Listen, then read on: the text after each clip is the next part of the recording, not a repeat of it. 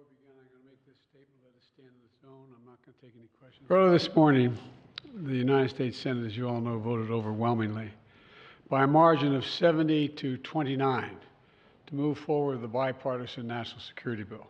Now it moves to the House.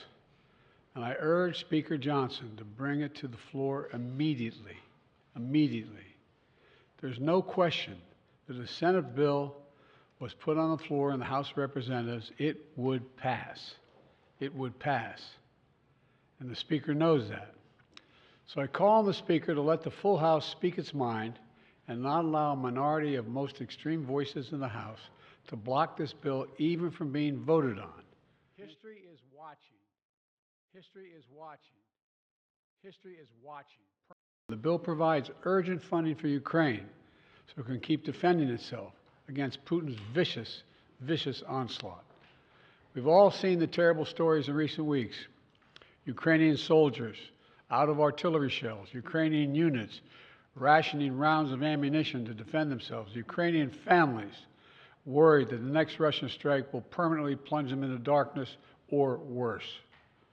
This bipartisan bill sends a clear message to Ukrainians and to our partners and to our allies around the world. America can be trusted. America can be relied upon. And America stands up for freedom. We stand strong for our allies.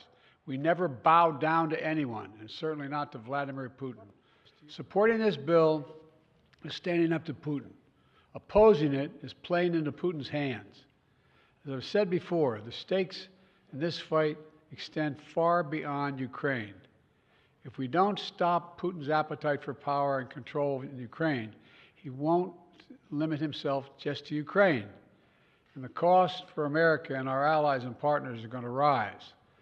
For Republicans in Congress who think they can oppose funding for Ukraine and not be held accountable, history is watching. History is watching. History is watching. Failure to support Ukraine at this critical moment will never be forgotten.